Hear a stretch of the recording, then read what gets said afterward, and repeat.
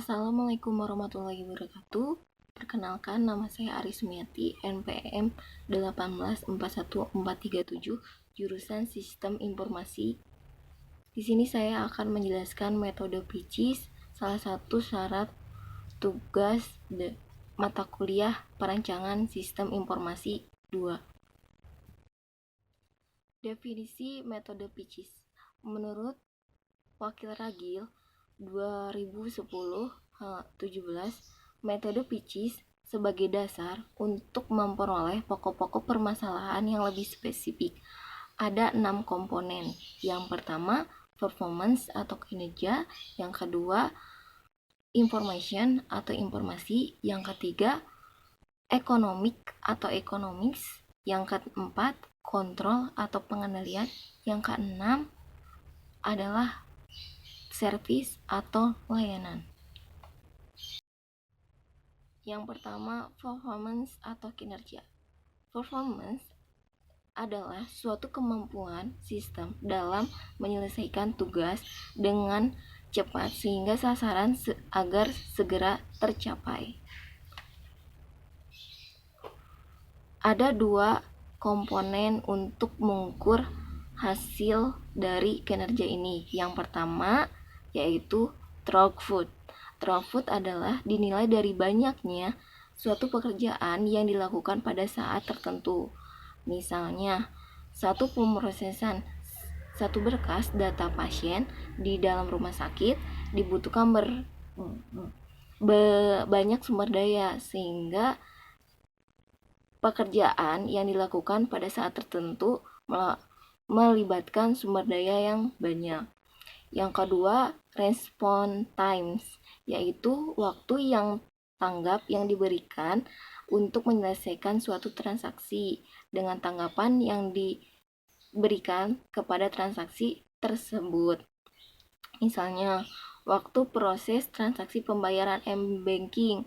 Kenapa sih kadang delay, terus kadang kayak gak kekirim-kirim, padahal ketika cek koran itu udah kekirim. Nah, itu terjadi karena response time sistem kurang, banyaknya transaksi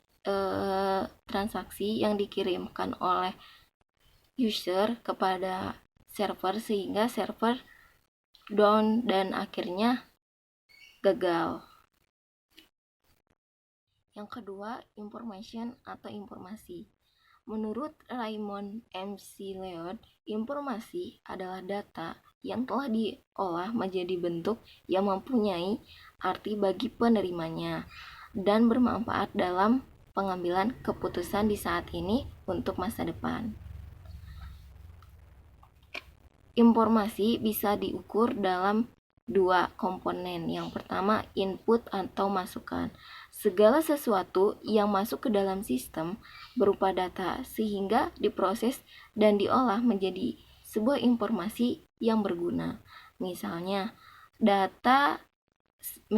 permasalahan yang sering terjadi yaitu data tidak di-capture sesuai waktunya sehingga data tersebut tidak berguna.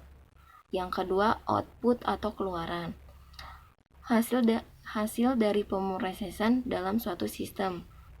Contohnya, informasi tidak dalam format yang berguna, bentuk formatnya tidak sesuai dengan yang dibutuhkan sehingga pembaca tidak mengerti informasi apa yang diterimanya. Yang ketiga, ekonomik atau ekonomis. Ekonomis merupakan salah satu ilmu sosial yang mempelajari aktivitas manusia yang berhubungan dengan produk, distribusi, dan konsumsi terhadap barang dan jasa.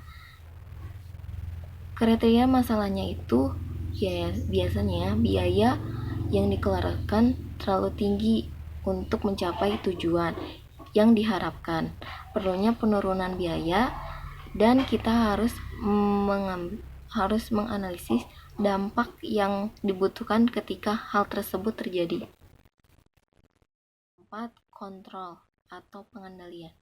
Kontrol yaitu mengukur dan mengkoreksi Apakah prosedur yang ada saat ini sesuai tujuan serta dengan pengendalian berguna untuk meningkatkan kualitas dan kemampuan mendeteksi kesalahan atau kecurangan? Kriteria masalahnya yang pertama yaitu keamanan terlalu lemah, sehingga banyak serangan cyber yang berhasil meretas karena kata sandi yang digunakan terlalu lemah. Semua akses ke jaringan maupun data sangat sensitif. Efisiensi yaitu mengukur dan menilai tingkat penggunaan sumber tersebut dapat digunakan secara optimal. Kriteria masalahnya yaitu orang, mesin atau komputer membuang material dan persediaan, yaitu misalnya masih sudah menggunakan manusia, sudah menggunakan mesin atau komputer, tapi penggunaan kertas masih banyak dilakukan dan tidak optimal, sehingga ini membuang material dan persediaan barang. Yang keenam, servis atau layanan. Servis ini menilai apakah prosedur yang ada saat ini sesuai dan dapat ditingkatkan lagi untuk meningkatkan kualitas pelayanan yang lebih baik. Kriteria masalahnya itu sistem menghasilkan produk yang tidak akurat, tidak sesuai, tidak berdasarkan fakta, dan tidak bisa dipertanggungjawabkan. Selanjutnya yaitu implementasi metode PICIS. Yang pertama, performance, yaitu throughput, tahapan panjang pada proses pendaftaran pasien, mulai dari mengisi formulir, manual, serta dicek kembali oleh petugas. Nah, usulan sistemnya yaitu menggunakan sistem informasi, maka proses pendaftaran pasien akan lebih mudah karena sistem akan memproses data dan mengecek data pasien tersebut.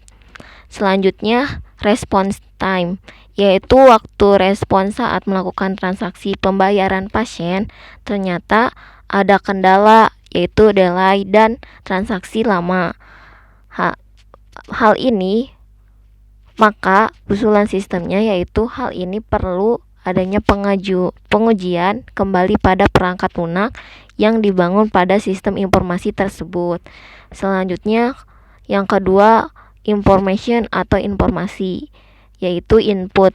Dalam proses laporan keuangan, data yang di-capture dan disimpan yaitu bulan Mei, padahal yang dibutuhkan saat itu adalah bulan April. Hal ini menyebabkan data tidak bermanfaat. Usulan sistemnya yaitu dengan adanya sistem informasi, maka informasi yang akan dihasilkan akan lebih efisien dan data akan lebih mudah untuk disimpan. Output, informasi terlalu panjang dan tidak sesuai dengan apa yang dibutuhkan, sehingga penerima akan kesulitan untuk memahami apa yang telah diberikan. Dengan adanya sistem, maka informasi akan lebih mudah untuk diringkas sesuai dengan kebutuhan atau permintaan. Selanjutnya yang ketiga, ekonomi. Dalam proses penerimaan karyawan masih manual menggunakan kertas, tiap tahunnya biaya yang dikeluarkan terlalu tinggi sehingga akhirnya berdampak pada ekonomi perusahaan. Adanya sistem informasi ini, proses penerimaan karyawan akan semakin mudah dan tidak lagi menggunakan kertas yang terlalu banyak, dan sebagai penurunan biaya perusahaan juga. Yang keempat, kontrol atau pengendalian. Keamanan yang terlalu lemah, banyak serangan cyber yang berhasil menerobos dan mengambil data pengguna. Dengan adanya pengendalian, yaitu bisa dengan cara pengujian pada sistem maupun perangkat lunak, akan semakin baik untuk mendeteksi serangan tersebut. Makanya perlu untuk pengendalian ini pada sistem maupun perangkat lunak agar tidak terulang kembali. Efisiensi atau efisiensi, Dalam proses pembayaran UKT, mahasiswa harus datang membawa KTM dan identitas. Lalu, petugas memasukkan data mahasiswa tersebut dan memberitahukan bahwa mahasiswa tersebut sudah membayar. Hal ini tidak efisien meskipun sudah menggunakan komputer, tetapi informasi yang didapatkan memerlukan waktu yang lama. Dengan adanya sistem informasi untuk mahasiswa, sehingga mahasiswa lebih mudah dan mengecek pembayaran UKT melalui web. Yang terakhir ada servis atau layanan. Pada sistem jualan online, konsumen yang telah melakukan proses pembayaran, tetapi sistem tidak menampilkan bukti bahwa konsumen telah melakukan pembayaran. Maka perlunya pelayanan yang lebih baik lagi dengan adanya penambahan sumber daya, misalkan menambahkan admin atau misalkan customer service untuk melayani konsumen. Nah, atau maupun perangkat lunak, misalkan dengan menambahkan bandwidth, dengan menambahkan perangkat lunak lainnya supaya layanan sistem akan lebih baik dan lebih cepat, atau misalkan dengan cetak bukti transaksi dan seperti itu. Tergantung dengan kebutuhan sistem serta proses kontrol dan analisis supaya hal tersebut tidak terulang kembali. Maka metode PICIS ini sangat bersinambungan dan saling terkait dalam proses implementasi ini. Kesimpulannya yaitu metode PICIS ini sangat penting untuk digunakan dalam sebuah pengembangan sistem, karena metode PICIS ini yaitu sebagai upaya untuk mengidentifikasi permasalahan-permasalahan yang terjadi pada suatu perusahaan dan sistem agar proses ini bisa meminimalisir masalah yang terjadi di suatu saat ini dan masa depan. Sekian presentasi dari saya.